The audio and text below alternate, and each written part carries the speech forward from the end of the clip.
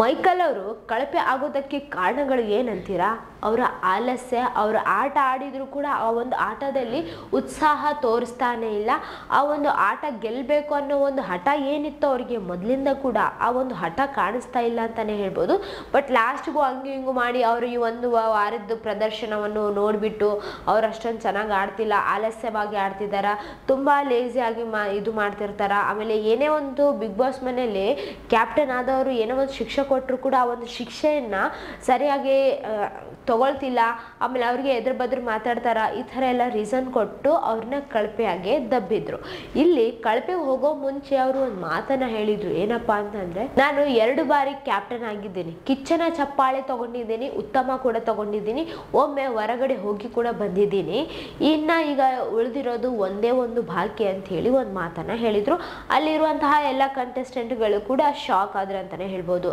ಅಂದ್ರೆ ಎಲ್ಲವನ್ನ ಈ ಒಂದು ಬಿಗ್ ಬಾಸ್ ಮನೆಯಲ್ಲಿ ಎಲ್ಲವನ್ನ ಆದ್ಮೇಲೆ ಅಂದ್ರೆ ಈಗ ಉತ್ತಮ ಇದೆ, ಕಳಪೆ ಇದೆ, ಆಮೇಲೆ ಕಿಚ್ಚನ ಚಪ್ಪಾಳೆ, ಆಮೇಲೆ ಈ ಒಂದು ಬಿಗ್ ಬಾಸ್ ಮನೆಯಲ್ಲಿ ನಿಮ್ಗೆ ಗೊತ್ತಲ್ವಾ ಕ್ಯಾಪ್ಟನ್ ಯಾವ ತರ ಆಗ್ಬೇಕು, ಕ್ಯಾಪ್ಟನ್ ಆದ್ಮೇಲೆ ಯಾವ ತರ ಲಾಭಗಳಿದಾವ, ಆಮೇಲೆ ಕ್ಯಾಪ್ಟನ್ ಆದ್ರೆ ಎಷ್ಟೊಂದು ಲಾಭ ಇದಾವ, ಕ್ಯಾಪ್ಟನ್ ಯಾಕೆ ಆಗ್ಬೇಕು ಈ ಒಂದು ಬಿಗ್ ಬಾಸ್ ಮನೆಯಲ್ಲಿ, ಕ್ಯಾಪ್ಟನ್ ಆಗೋದ್ರಿಂದ ಎಷ್ಟು ಲಾಭಗಳಿವೆ, ಆಮೇಲೆ ಈ ಒಂದು ಬಿಗ್ ಬಾಸ್ ಮನೆಯಲ್ಲಿ ಬಂದ್ಮೇಲೆ ಕ್ಯಾಪ್ಟನ್ ಆಗ್ಲೇಬೇಕು ಅನ್ನೋದು ಒಂದು, ಆಮೇಲೆ ಕಿಚ್ಚನ ಚಪ್ಪಾಳೆ ಇಲ್ಲಾಂದ್ರೆ ಒಂದು ಬಿಗ್ ಬಾಸ್ ಪೂರ್ತಿ ಆಗಂಗಿಲ್ಲ ಅಂತಾನೆ ಹೇಳ್ಬೋದು.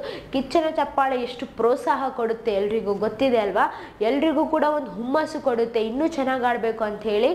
ಚಪ್ಪಾಳೆ ತಗೊಂಡಿದ್ದವ್ರಿಗೆ ಇರುತ್ತೆ, ಆಮೇಲೆ ತಗೊಳ್ದಿರೋರಿಗೆ ಆ ಚಪ್ಪಾಳೆ ತಗೋಬೇಕು, ಕಿಚ್ಚನ ಚಪ್ಪಾಳೆ ತಗೋಬೇಕು, ನಾವು ಚೆನ್ನಾಗಿ ಆಡಿ ಕಿಚ್ಚನ ಚಪ್ಪಾಳೆ ತಗೊಳ್ಳೇಬೇಕು ಅಂತ ಹೇಳಿ ಎಲ್ಲರೂ ಕೂಡ ತುಂಬಾ ಸೀರಿಯಸ್ ಆಗಿ ಆಟ ಆಡೋದನ್ನ ನಾವೆಲ್ಲರೂ ನೋಡಿದ್ದೀವಿ.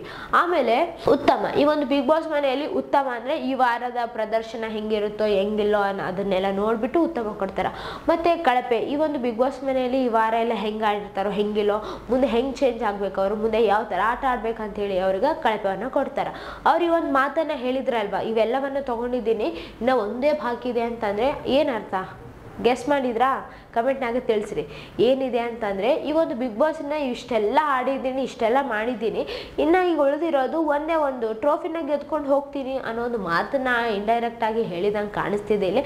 ಸೊ ನೋಡೋಣ ಯಾರು ಈ ಒಂದು ಬಿಗ್ ಬಾಸಿನ ಟ್ರೋಫಿನ ಗೆದ್ಕೊಂಡು ಹೋಗ್ತಾರೋ ಅಂತೇಳಿ.